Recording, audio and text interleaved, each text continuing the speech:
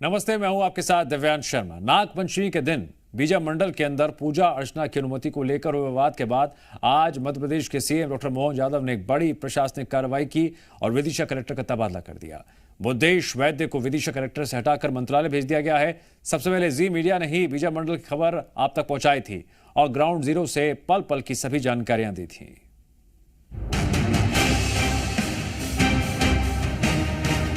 श्री गणेश से मैं शुरुआत करता हूँ। ये भगवान गणेश की प्रतिमा है। जहाँ तक कोई नहीं पहुँचा वहाँ जी मीडिया पहुँच गया है। ये जो प्रतिभाओं का हवाला दिया जा रहा है, कह रहे हैं कि मस्जिद नहीं ये मंदिर है।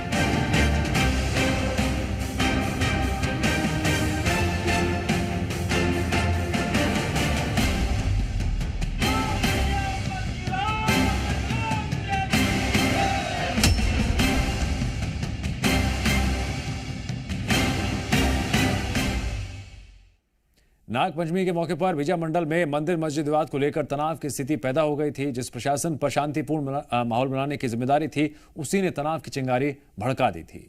जी मीडिया ने तब भी प्रशासन की भूमिका को कटघरे में खड़ा कर कई सवाल पूछे थे। विदिशा के जिलाधिकारी जी मीडिया के सवालों का सामना तो नहीं कर पाए और इसी की सजा उन्हें तबादले की कीमत पर चुकानी पड़ी।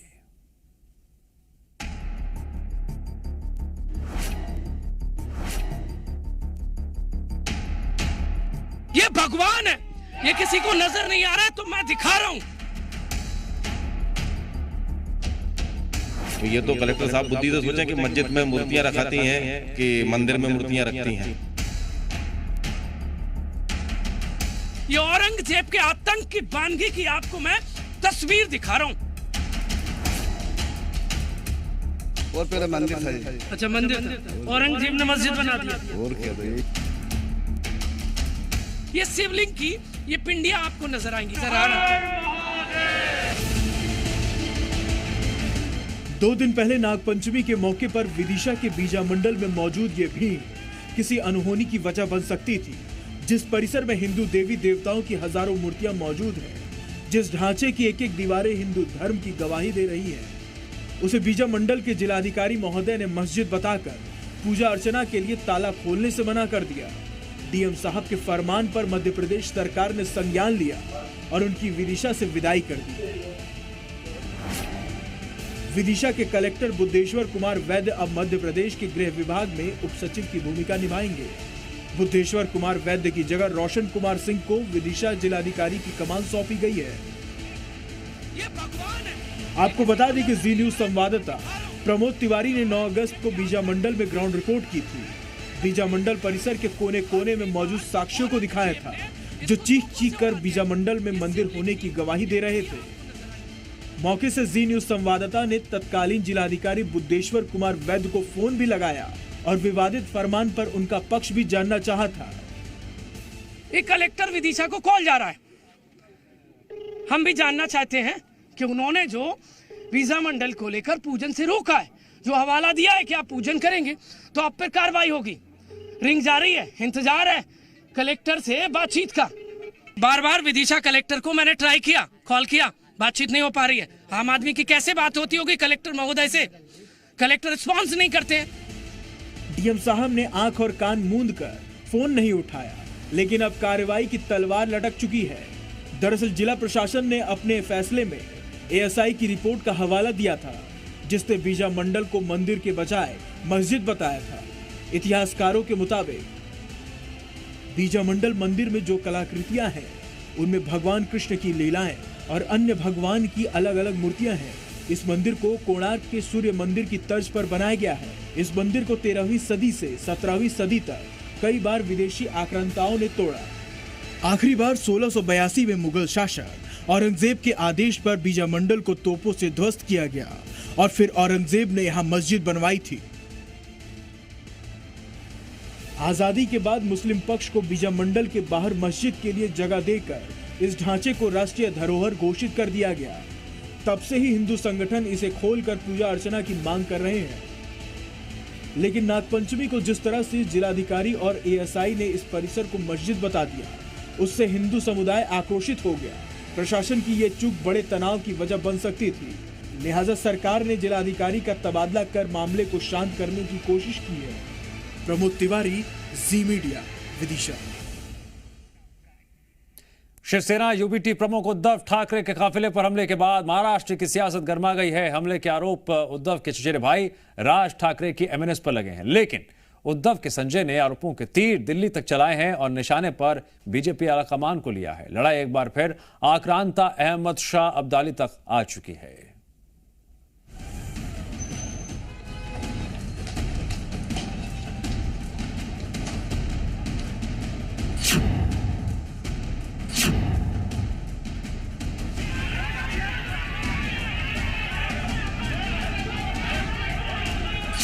उद्धव ठाकरे के काफिले पर हमले को 24 घंटे गुजरने को हैं, लेकिन इन तस्वीरों से अब तक महाराष्ट्र की सियासत में हाई टाइड जारी है। क्योंकि महाराष्ट्र की जो सियासत कभी शिवसेना प्रमुख बाला साहेब ठाकरे के इशारों पर चलती थी, उसी शिवसेना प्रमुख के बेटे उद्धव ठाकरे के काफिले पर टमाटर और चूड़ियां फेंकी गई। उद्धव के संजय ने इस हमले की पटकथा दिल्ली में लिखे जाने के आरोप लगाए हैं। इस प्रकार का अपराध फिर मत करिए, गड़बड़ हो जाएगी। कि आपको कोई करवा रहा है आपसे, और वो अहमद शाह अब्दाली है दिल्ली का, जिसने बहुत बड़ी सुपारी दी है महाराष्ट्र में इस प्रकार से अराजकता फैलाने के लिए। संजय राउत ने अहमद शाह अब्दाली की संज्ञा किसको दी और किसको दोबारा ऐसा ना करने की चेतावनी दी, उसे समझने के लिए कल की तस्वीरों को एक बार डिटेल में देखिए। इस हमले को पूरी तैयारी के साथ अंजाम दिया गया और उसकी गवाही है ये वीडियो। आप देख सकते हैं कि उद्धव का काफिला जब यहाँ से गुजर रहा था तो चारों हमलावर आम लोगों की तरह सड़क किनारे खड़े थे। जैसे ही कुछ गाड़ियां आगे निकली और उद्धव की गाड़ी करीब आई तो हमलावरों ने नारियल, टमाटर और चूड़ियां उद्धव की तरफ फेंकी और तुरंत मौके से 9 तो 11 हो गए।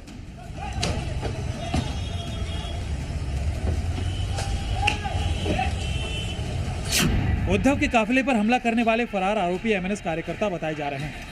इन चारों के अलावा यहां एमएनएस के और कार्यकर्ता मौजूद थे जिन्होंने उद्धव के काफिले को रोकने की कोशिश की। इस दौरान पुलिस ने 50 एमएनएस कार्यकर्ताओं को हिरासत में ले लिया। अब सवाल है कि जब उद्धव के काफिले पर हमला राज ठाकरे के कार्यकर्ताओं ने किया तो संजय राउत ने तार दिल्ली तक क्यों जोड़े? दरअसल लोकसभा चुनाव में राज ठाकरे ने एनडीए गठबंधन को समर्थन दिया था। इस समर्थन को कोट कर संजय ने हमले में बीजेपी की भूमिका जोड़ दी। वो अहमद शाह अब्दाली है दिल्ली का, जिसने बहुत बड़ी सुपारी दी है महाराष्ट्र में। वहीं महाराष्ट्र में बीजेपी और शिवसेना उद्धव गुट की लड़ाई अहमद शाह अब्दाली और औरंगजेब पर आ चुकी है। पिछले महीने ही जब गृह मंत्री अमित शाह महाराष्ट्र दौरे पर थे तब उन्होंने महाविकास अघाड़ी को औरंगजेब फैन क्लब बताया तो उद्धव ठाकरे को इसका सदस्य। अपने आप को बाला साहब का वारिस कहने वाले उद्धव जी कसाब को बिरयानी खिलाने वाले लोगों के साथ बैठे हैं।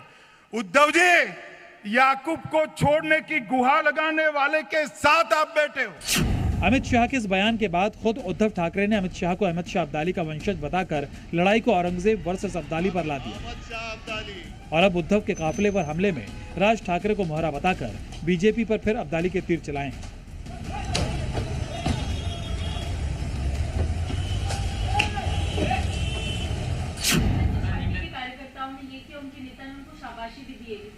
वो नेता नाम ले रहे, वो क्या नेता है क्या? मुख्यमंत्री भी कह रहे हैं एक्शन का रिएक्शन। अरे वो तो सब मिली जुली वाले सुपारीबाज है सभी। महाराष्ट्र में अगले कुछ महीने में विधानसभा चुनाव होने हैं। लोकसभा नतीजों से उत्साहित महाविकास अघाड़ी अब निशाने पर सीधे बीजेपी आलाकमान को ले रही है और चुनावों तक औरंगजेब फैन क्लब और मोहम्मद शाह अब्दाली के जुबानी शोर गूंजते रहेंगे। ब्यूरो रिपोर्ट, जी मीडिया। अब एक हैरान करने वाली खबर है पंजाब से। पंजाब के गांव में आजकल एक नया फरमान सुनाया जा रहा है और ये फरमान है यूपी बिहार से काम की तलाश में आने वाले प्रवासियों के लिए। यह ऐसा फरमान है जिसे सुनकर आपके मन भी सवाल उठेगा, एक देश में अपने ही लोगों के लिए अलग फरमान क्यों?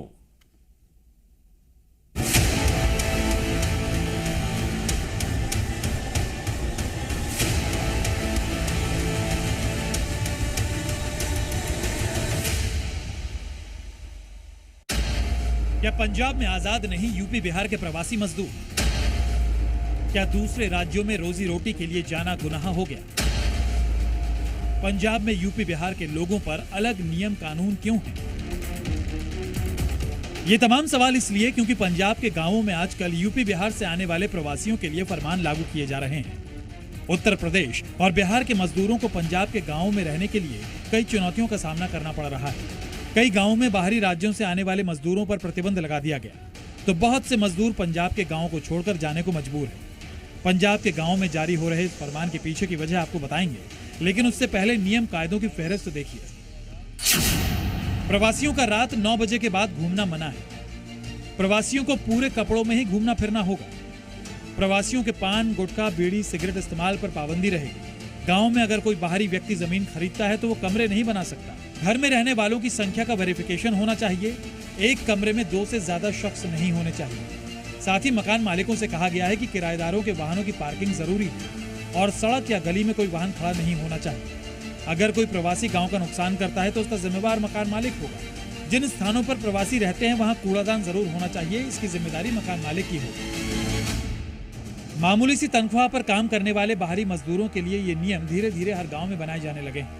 पहले कुराली गांव में प्रवासियों की एंट्री पर बैन लगा दिया गया था और अब खरार के जंडपुर गांव में डिस्प्ले बोर्ड लगाकर फरमान जारी किए गए हैं।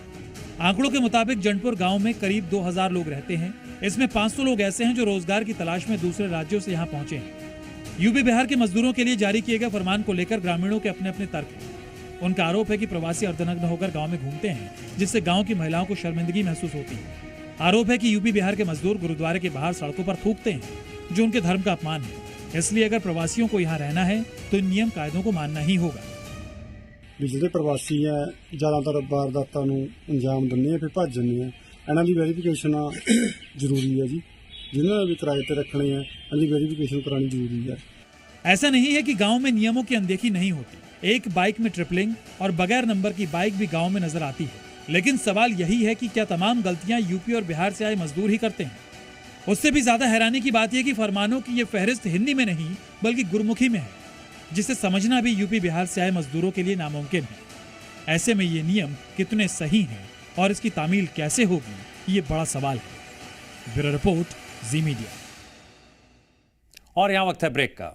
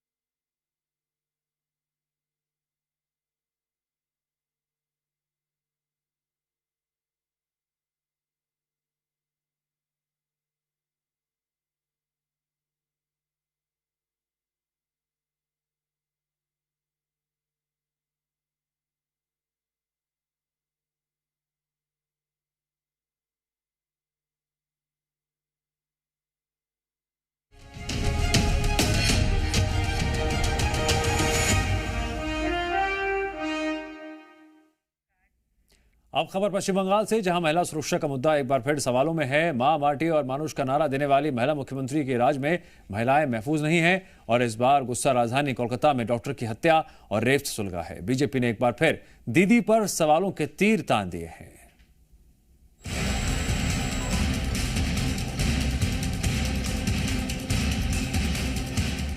एक तरफ प्रदर्शनकारियों की भीड़ है और दूसरी तरफ उनको रोकने के लिए भारी पुलिस बल तैनात है। ये तस्वीरें पश्चिम बंगाल की राजधानी कोलकाता की है, उसी कोलकाता की जहां मुहर्रम पर सड़क पर कॉरिडोर बना दिया गया था और प्रदर्शनकारियों को रोकने के लिए सड़कों पर सुरक्षा बलों का पहरा लगा दिया जाता है। कोलकाता की सड़कों पर ये प्रदर्शनकारी अपनी डॉक्टर साथी के लिए इंसाफ की मांग कर रहे हैं, क्योंकि 3 दिन पहले ही हॉस्पिटल के सेमिनार हॉल से जूनियर डॉक्टर्स की डेड बॉडी मिली थी, जिसकी बर्बरता के साथ रेप और हत्या की गई थी। हालांकि कोलकाता पुलिस ने आरोपी को 9 अगस्त को गिरफ्तार कर लिया था, मगर बंगाल का गुस्सा इतने पर शांत नहीं हो रहा है। जो दोनों सिक्योरिटी पर्सनल्स थे उन दोनों को सस्पेंड कर दिया गया हॉस्पिटल की तरफ से, और इसके अलावा जहां जहां पे सीसीटीवी कैमरा नहीं लगाया हुआ था वहां पे भी कैमरा लगाने के काम शुरू कर दिया गया। फिलहाल तो ये एक्यूज को 14 दिन के लिए रिमांड में पाया है पुलिस और उनको पूछताछ किया जा रहा है। अस्पताल की सुरक्षा में कमी और मौका वारदात पर सीसीटीवी बंद होने की वजह से प्रशासन की भूमिका भी सवालों में है। इंडियन मेडिकल एसोसिएशन ने इस घटना में अन्य आरोपियों की भूमिका की आशंका जताई है और राज्य सरकार को जांच पूरी करने के लिए 48 घंटे का अल्टीमेटम दिया है। Immediate judicial inquiry of the case and arrest of the culprits at the earliest. Immediate announcement of adequate compensation for the family of the victim and written progress of the investigation must be published by the investigating authority on a regular basis. तो वहीं BJP ने राज्य सरकार पर सवाल उठाते हुए मामले की जांच सीबीआई को सौंपने की मांग की है, जबकि लेफ्ट भी ममता सरकार पर आरोपों के तीर बरसा रहे हैं। कोई पॉलिटिक्स नहीं कर रहे, हम लोग को विचार चाहिए। इस लड़की को लिए हम लोग को विचार चाहिए, जस्टिस चाहिए, हम लोग को सीबीआई चाहिए। और आज मुख्यमंत्री बोला है हमको कोई प्रॉब्लम नहीं है। नाटकबाजी क्यों करते हैं मुख्यमंत्री? आप लोग पूछते नहीं है? आपको अगर कोई एतराज नहीं है तो आप चिट्ठी लिखिए। अगर सीबीआई चाहिए कोई बा केस में, स्टेट गवर्नमेंट को लिखना है, हमको लिखने से नहीं होगा। सियासी बयानबाजी के बीच कई सेलिब्रिटीज भी इस बर्बर हत्याकांड के खिलाफ खुलकर अपनी आवाज बुलंद कर रहे हैं। Very unfortunate, strict action नहीं उचित। There should be strict action against it. It's terrible. वहीं ममता बनर्जी आरोपी को गिरफ्तार कर अपनी पीठ थपथपा रही हैं और फास्ट ट्रैक कोर्ट में मामले को भेजकर प्रदर्शनकारी डॉक्टरों को शांत करने की कोशिश में जुटी है।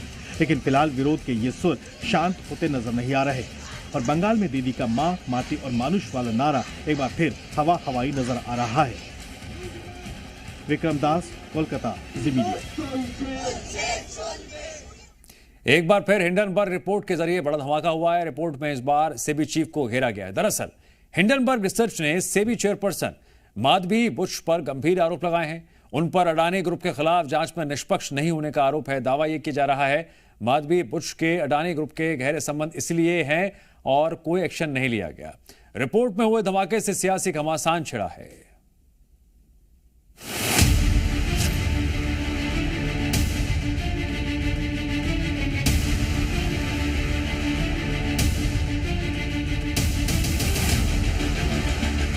मौके पर चौंका लगाने वाली कंपनी यानी अमेरिका की शॉर्ट सेलर कंपनी हिंडनबर्ग एक बार फिर सुर्खियों में है। अडानी ग्रुप पर निशाना साधने वाले हिंडनबर्ग ने इस बार नया धमाका करते हुए सीधे भारतीय शेयर बाजार को रेगुलेट करने वाली संस्था यानी सेबी चीफ माधवी पुरी बुच पर हमला बोल दिया है। हिंडनबर्ग का आरोप है कि सेबी चीफ माधवी बुच ने अडानी ग्रुप के खिलाफ जांच में सख्ती नहीं बरती, इसलिए 18 महीने तक कोई जांच ही नहीं हुई। यही नहीं, हिंडनबर्ग की रिपोर्ट में दावा यह भी किया गया है कि सेबी चीफ का अडानी ग्रुप से करीबी नाता है। रिपोर्ट के दावों के मुताबिक अडानी ग्रुप के खिलाफ जांच में निष्पक्षता नहीं बरती गई। सबूतों के बावजूद अडानी ग्रुप पर कोई कार्रवाई भी नहीं हुई। अडानी ग्रुप के ऑफशोर फंड्स के खिलाफ एक्शन तक नहीं हुआ क्योंकि बुच दंपति की ऑफशोर एंटिटी में हिस्सेदारी है। इससे पहले कि हिंडनबर्ग की रिपोर्ट पर सेबी चीफ की ओर से सफाई आती, सियासी घमासान का बिगुल बच गया है। सेबी चीफ के इस्तीफे की मांग से लेकर समय से पहले अनिश्चित काल के लिए संसद स्थगित होने पर विपक्ष ने सवाल उठाया है, जबकि सत्ताधारी बीजेपी सदन के बाहर बराबर पलटवार कर रही है। जेपीसी की जांच के बगैर इन सवालों के जवाब नहीं मिल सकते। आज एक आम निवेशक का विश्वास भारत के मार्केट्स पे हिल गया है क्योंकि रेगुलेटर कॉम्प्रोमाइज्ड है। कांग्रेस का एक ही काम है, देश में अराजकता फैलाना, देश को विवादित मामलों में उलझाना। मुझे पता है आज के बाद 2 दिन तक हमारे प्यारे तिरंगे को पीछे रख करके बयान दिए जाएंगे जो मैं समझता हूं कि अशोभनीय होगा। सीधे तौर पे कहता हूं, ज्वाइंट पार्लियामेंट्री कमेटी के अलावा इसका कोई विकल्प नहीं है। जब जब भारत में संसद का सत्र चलता है तब तब विदेश में कोई ना कोई रिपोर्ट छपती है। कभी रिलीजियस फ्रीडम की रिपोर्ट आती है, कभी किसानों को लेकर कमेंट आता है विदेश से, तो कभी ग्रेटा थनबर्ग का स्टेटमेंट। ये सारे सीक्वेंस जाके देख लीजिएगा, संसद सत्र के दौरान ही आते हैं। सियासी संग्राम के बीच अडानी ग्रुप ने अपने बयान में कहा है कि हिंडनबर्ग ने अपने फायदे के लिए सार्वजनिक रूप से उपलब्ध जानकारी का गलत इस्तेमाल किया है। आरोप पहले ही निराधार साबित हो चुके हैं। गहन जांच के बाद सुप्रीम कोर्ट ने जनवरी 2024 में हिंडनबर्ग के आरोपों को खारिज कर दिया था। आपको याद दिला दें कि हिंडनबर्ग ने अडानी ग्रुप पर मनी लॉन्ड्रिंग, शेयर मैनिपुलेशन जैसे गंभीर आरोप लगाए थे। दूसरी ओर सेबी चीफ ने सफाई देते हुए कहा है, हमारा जीवन और फाइनेंसेस एक खुली किताब है। हालांकि हिंडनबर्ग की हिला देने वाली खबर के बाद अब सभी की निगाहें सोमवार पर लगी हैं, जब शेयर बाजार अपना रुख दिखाएंगे। सभी निवेशकों की जो नज़र है वो गवर्नमेंट ऑफ इंडिया के ऊपर रहेगी कि गवर्नमेंट जो है इस हिंडनबर्ग रिपोर्ट के आने के बाद जो है किस तरीके से रिएक्ट करती है। और मेरा जो बिट ऑफ एडवाइस है वो ये रहेगा कि जो छोटे निवेशक हैं या जो आम इन्वेस्टर है उसको जो है अभी स्पेकुलेशन में बिलीव नहीं करना चाहिए और उनको जो है लॉन्ग पोजीशंस में बिलीव करके इन्वेस्टमेंट करनी चाहिए। सवाल हिंडनबर्ग की रिपोर्ट की टाइमिंग से लेकर उसके आरोपों की सच्चाई पर भी है, जिसका जवाब तलाशना जरूरी होगा। सवाल ये भी है कि क्या बाजार निवेशकों का पैसा निकलेगा या शांत रहेगा। ब्यूरो रिपोर्ट, जी मीडिया।